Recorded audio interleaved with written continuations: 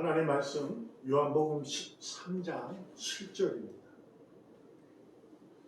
요한복음 13장 7절 예수께서 대답하여 이르시되 내가 하는 것을 네가 지금은 알지 못하나 이후에는 알리라. 아멘. 비로소 알게 되라. 주님께서 이후로는 알게 될 것이다 라는 말씀을 하시고 제자들은 비로소 알게 됩니다. 요한복음 13장에서 보면 가장 두드러지는 사건인데 선생님이 제자의 발을 씻겨주는 사건이죠. 세족식이라고 많이 하고 교회 내에서도 아니면 어떤 그러한 좋은 단체에서는 그러한 세족의 주인과 종업원 차이를 없다. 주인이 섬긴다.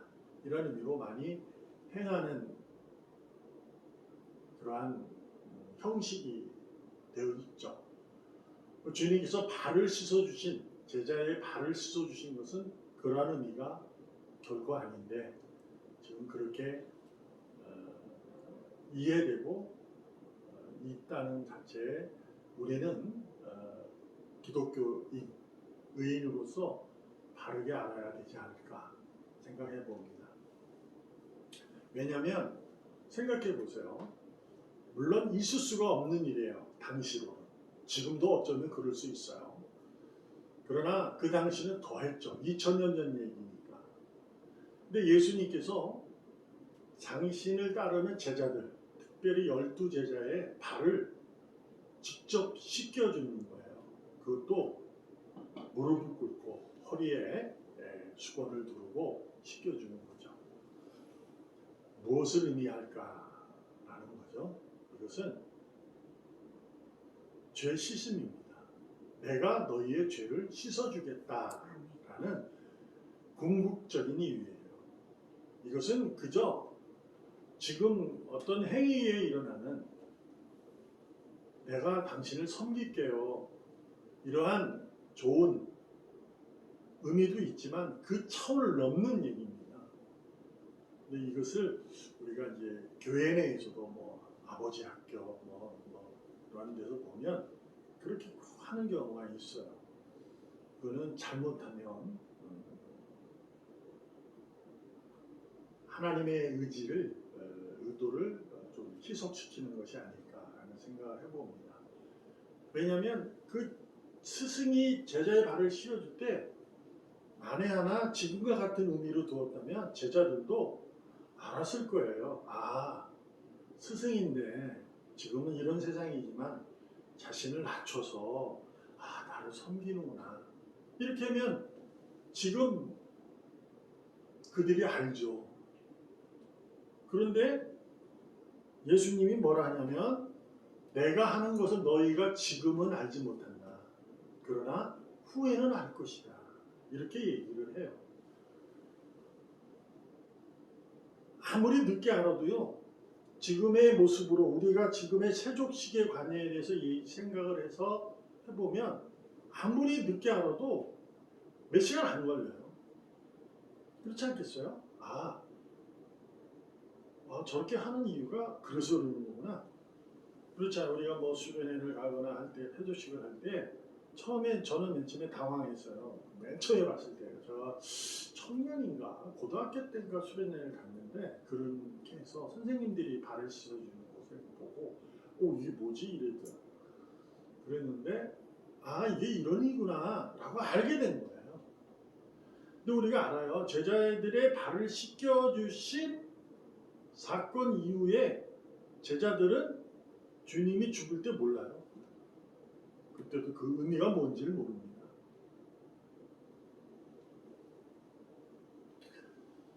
우리가 이 부분에 대해서 분명히 알아야 할 사실은 믿음이 있다 하여 다 하는 게 아닙니다. 하나님이 주신 선물의 그 믿음으로 가지고 내가 모든 것을 알고 모든 일을 옳은 일을 행하고 선한 일을 할 수 있다. 그런 거 아니라는 것을 우리는 알 수 있어요. 모든 거라고 그랬어요. 어느 정도 다 할 수 있는 거예요. 제자들이 언제 깨닫냐? 십자가의 죽음과 부활 후에 성령 충만했을 때 그들이 알게 돼요. 그 전까지는 몰라요. 자, 죽었을 때 도망갔다가 3일 만에 부활하고 나시니까 만났다가 40일 있다가 오르고 나니까 숨어서 기도하다가 열흘 후에 성령이 쏟아지자 그들이 충만하여 이제 알게 된 거죠. 비로소 알게 된 거야. 뭐냐? 내 죄가 씻겼구나. 무엇으로 그것을 깨달을 수 있을까요?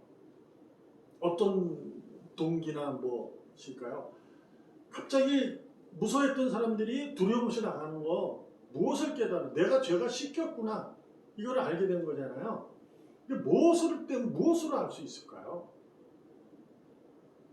그냥 우리가 그것을 교회 열심히 다니는 걸 이해하는 건데 그렇지 않잖아요. 그들도 그 전에 교회를 열심히 다녔다니까. 근데 무엇을 깨달으냐? 두려움이 없어졌다는 거죠. 세상이 나를 잡아가고 그 당시로 이해하면 제가 잡힐까 두려워서 죽을까 두려워서 숨었던 거거든요. 숨어서 기도하는 거예요. 상황이 그러니까 그럴 수밖에 없잖아요. 근데 성령 충만해서 비로소 죄가 씻김을 그들이 알게 되자 두려움이 없어져요. 밖으로 튀어나와요. 다락방이 아니라 세상으로 나옵니다. 그래서 그들에게, 관리자들에게 과감하게 내가 하나님을 두려워해? 너희를 두려워해? 사람을 두려워해? 내가 하나님을 기쁘게 하는 게 맞아? 사람을 기쁘게 하는 게 맞아? 이게 당당하게 그들이 다 놀랐어요. 이들은 어떻게 이런 당당함이 생겼지? 이렇게 배운 놈들도 아닌데 막 이런 식으로 무엇으로 알 수 있냐? 내가 죄가 씻겼다는 것으로 그들이 두려움이 없어진 거예요. 결국 무슨 얘기냐? 무슨 근거가 되는 거냐면요. 믿음이라는 것은 내가 죄인이 아니라는 것을 알게 될 때 알게 되는 거예요. 두려움이 없어지는 거예요. 내가 죄로 인해서 죽는 자가 아니구나. 나는 살아있는 자구나라는 것을 알게 될 때 두렵지 않은 거예요. 세상이 두렵지 않아요. 근데 믿음이 있어도 세상이 두렵다니까. 우리가 알잖아요. 우리가. 내가 지금 하나님에 대한 믿음, 예수 그리스도에 대한 믿음, 하늘의 소망을 두고 가지고 있지만 세상에 의해서 내가 두렵잖아요. 어떻게 살아가지? 내일을 어떻게 살아가지? 내일의 계획을 하고 어떡하지?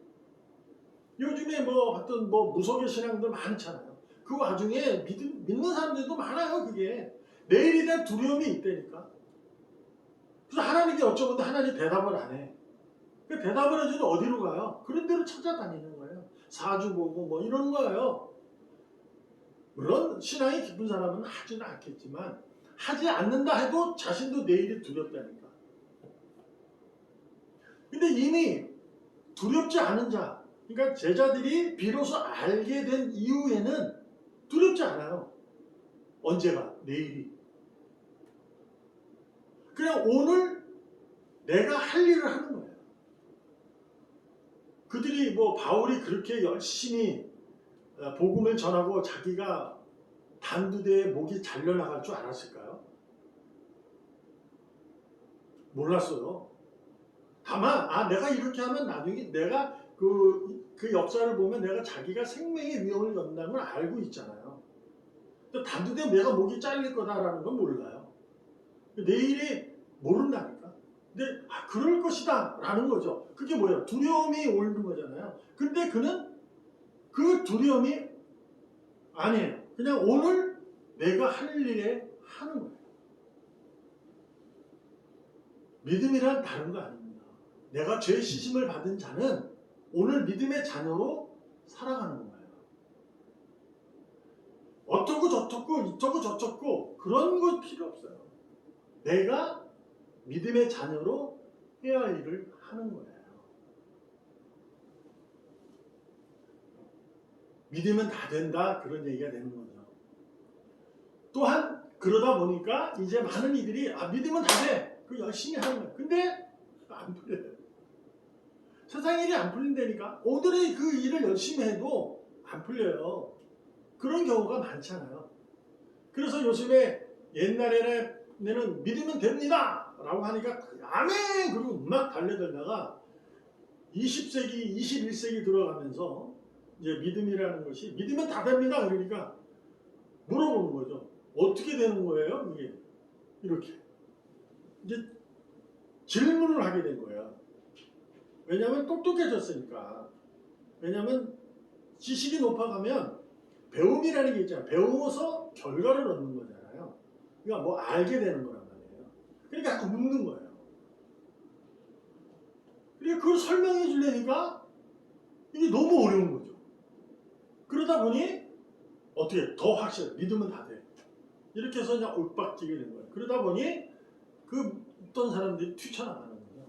뭐야? 이렇게. 근데요. 배움이라는 것은 뭐죠? 교육이라는 자체, 배운다는 자체는 뭐라 이렇게 안에서 밖에서 들어와서 내가 알아서 아 그것이 이런 거구나 밖의 걸로 알게 되는 게 아닙니다.